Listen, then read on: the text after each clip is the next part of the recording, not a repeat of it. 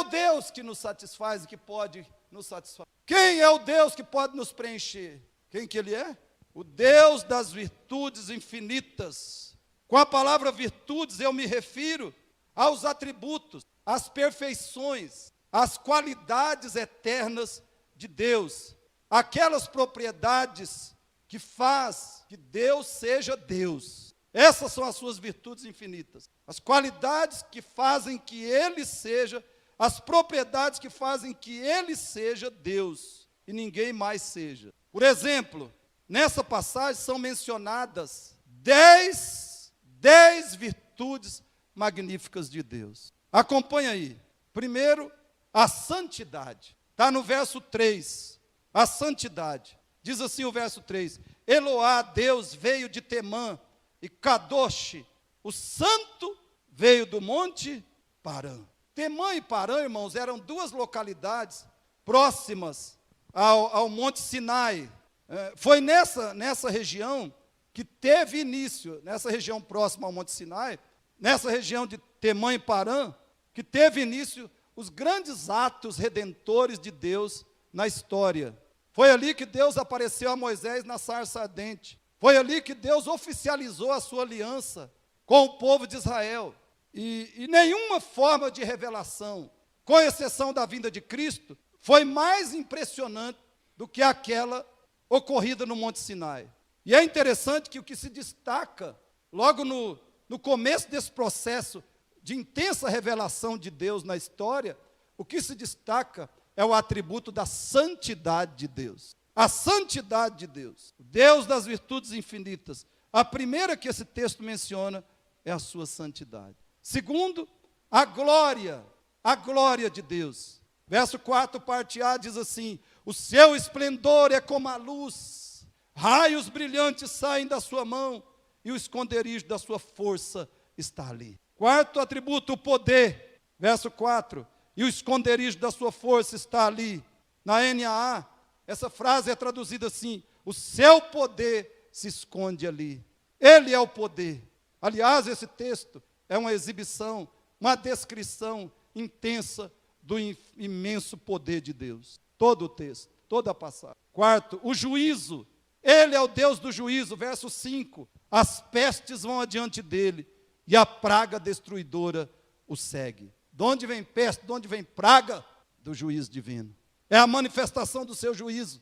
5, a eternidade divina. Verso 6, parte C, diz assim: os caminhos dele são eternos. Os nossos são finitos, são imediatistas, são para essa vida passageira. Mas os caminhos de Deus são eternos, porque Ele é um Deus eterno.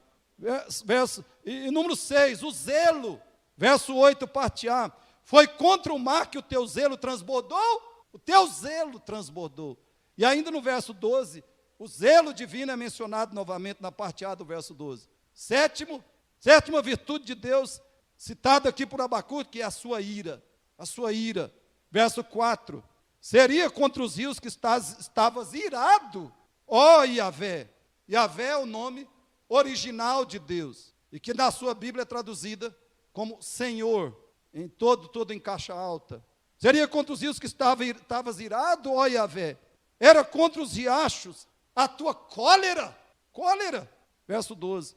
Com zelo e grande furor andaste a passos largos por toda a terra, e com indignação pisoteaste as nações pagãs. Verso 8, número 8, a invencibilidade de Deus.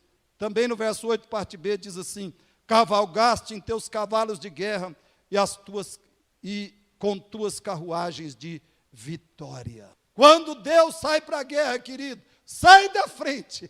Ele é absolutamente invencível e somente Ele. Ele é a única superpotência mundial. A verdadeira superpotência mundial. Irresistível, imbatível, inexpugnável. Verso 9, número 9, a severidade de Deus. A severidade está no verso 13b e 14a. Esmagaste o líder da nação ímpia, despindo-lhe por completo da cabeça aos pés. Traspassas a cabeça dos seus valentes com suas próprias lanças. Quando Deus envia juízo, derrama a sua ira, quando Ele manifesta a sua severidade, não sobra nada, não sobra ninguém. E como não poderia deixar de ser, a graça de Deus. A 10ª virtude de Deus mencionada nesse texto, a graça. Verso 13, parte A. Partiste para salvar a tua gente, para libertar o teu povo ungido. Aleluia. Queridos, essa foi a primeira realidade que transformou o coração, a mente, a vida de Abacuque. A grandeza e a beleza de Deus inundaram, possuíram e passaram a comandar todo o ser de Abacuque. Seus pensamentos, sentimentos, anseios, ações passaram a ser produzidos e conduzidos pela majestade de Deus. Querido, imagine isso. Imagine isso. Como será diferente a sua vida? Como será diferente, maravilhosa e gloriosa a sua experiência espiritual e a sua própria pessoa, quando todos os seus pensamentos, sentimentos, anseios, ações, decisões e projetos forem produzidos e forem conduzidos pela majestade de Deus. Era isso que acontecia agora com Abacuque.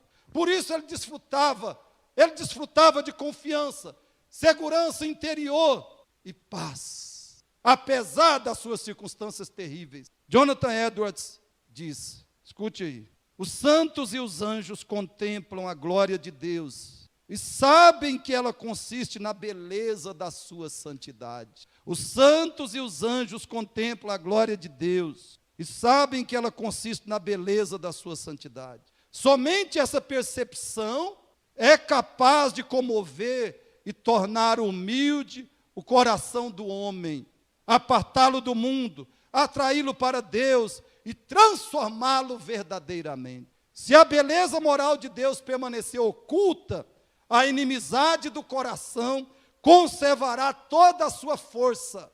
Não haverá nenhuma centelha de amor e nada aproveitará para conquistar a vontade, a qual, pelo contrário, permanecerá inflexível. Por outro lado, o primeiro vislumbre da glória moral e espiritual de Deus que brilha no coração, produz todos esses efeitos, como se fosse um poder onipotente, ao qual nada é capaz de se opor. A glória e a majestade de Deus. É isso que eu e você precisamos contemplar e experimentar. A glória e a majestade. Em nada mais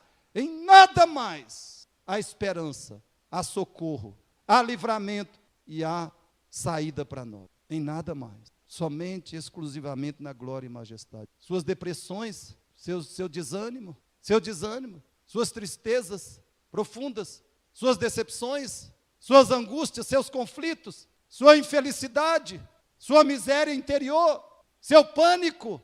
Sabe qual é o único remédio? A grandeza da glória, da beleza e da majestade de Deus. É o único remédio, querido. É a única resposta. Irmãos, há pessoas que ficam muito temerosas e abaladas diante do tempo chuvoso. Elas sentem um medo intenso de trovões, raios, relâmpagos e trovões e tempestades. Há pessoas que vivem assim. Elas experimentam um medo intenso, elas sofrem um medo tremendo, profundo, de trovões, de raios, de relâmpagos, de tempestades. Isso é chamado de pluviofobia. Pluviofobia. É um mal muito incapacitante, também porque a pessoa tem que continuar vivendo na estação das chuvas. Ela não pode sair do mundo nos dias de chuva e nem na estação de muita chuva. E além disso, como você sabe, um tempo chuvoso pode se formar quando menos se espera. Porém, queridos, o problema maior é que milhões e milhões de pessoas sofrem de pluviofobia espiritual. Pluviofobia espiritual. Elas vivem apavoradas, aflitas e às vezes desesperadas por causa dos trovões, raios, relâmpagos e tempestades dessa vida. E isso não muda. Por forças naturais e humanísticas, isso não muda. É a rotina da humanidade. Porque você sabe, a nossa vida é frequentemente um tempo chuvoso. É assim a nossa vida. Frequentemente a nossa vida é um tempo chuvoso. Então, se nós padecemos de pluviofobia espiritual, humanamente, não há saída, não há cura, não há solução para nós. Abacuque declara nesse capítulo 3, porém, que ele tinha superado isso. Ele tinha superado a pluviofobia espiritual. Agora, no meio da tempestade, Abacuque contemplava o sol, Yahvé, o Senhor, em toda a sua majestade e soberania. Agora, no meio da tempestade, diante de todas as suas circunstâncias terríveis, Abacuque experimentava a luz, o calor, a visão, o conforto da grandeza e da beleza de Deus. E, queridos, isso é tudo que nós precisamos. É tudo que nós precisamos.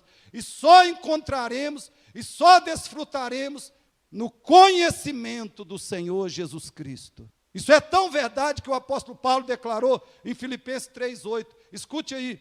Sim, deveras considero todas as coisas deste mundo como perda, por causa da sublimidade do conhecimento de Cristo Jesus, meu Senhor, por amor do qual perdi todas as coisas e as considero como refúgio para ganhar a Cristo. Irmãos, sabe por que Paulo era feliz? Sabe por que Paulo era profunda e completamente feliz nesse mundo de tanto mal, pecado, necessidades, dores, privações, angústias, nesse mundo onde impera Satanás e o pecado, e toda forma de mal, e pessoas malignas, pessoas perversas.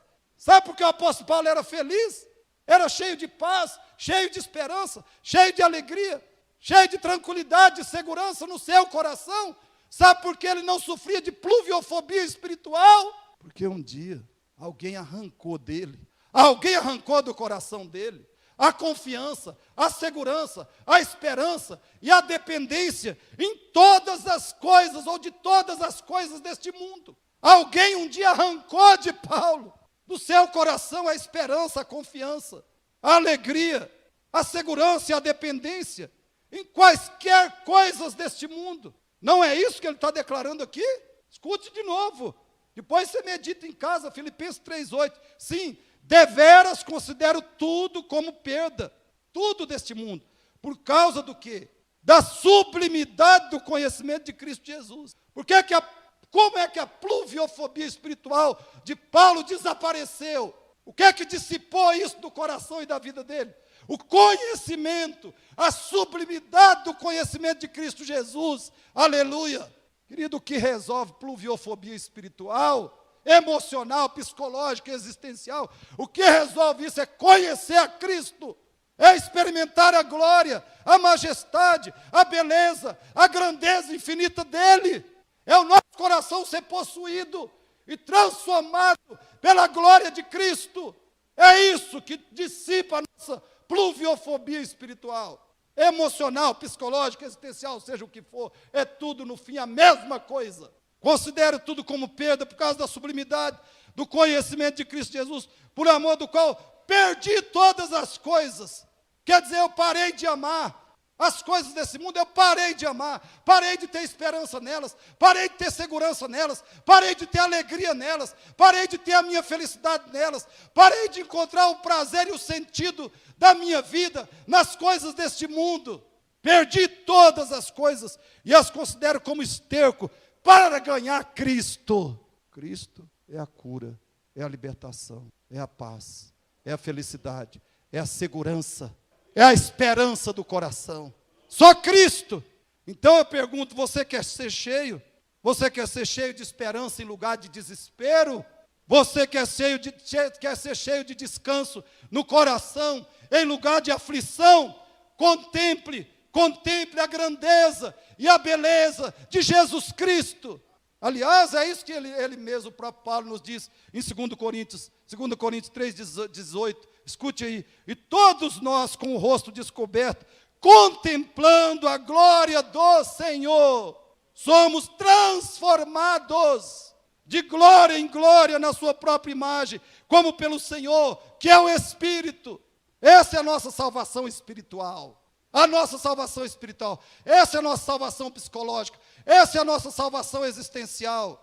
Essa é a nossa salvação emocional. Essa é a nossa salvação física. Essa é a nossa salvação eterna. Contemplar a glória de Cristo. ser cheios da glória de Cristo, sermos transformados de glória em glória na imagem dele, é a nossa saída, é a nossa libertação, é a nossa solução, é o nosso remédio, contemplar a glória de Cristo, sermos transformados de glória em glória na imagem dele, é tudo, queridos, que nós precisamos. Enquanto isso não acontecer, nós vamos depender de aconselhamento bíblico, sim, nós vamos depender de psicólogo, nós vamos depender de psicoterapia, nós vamos depender de remédio para dormir, remédio para ter paz, remédio contra a depressão, remédio contra a ansiedade, remédio contra o desespero.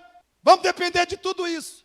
Enquanto não formos transformados de glória em glória na imagem de Cristo, nós vamos depender dessas coisas. O que nós precisamos é o Deus das virtudes infinitas, que vem a nós, entra em nós, e nos enche da sua glória na pessoa de Jesus Cristo.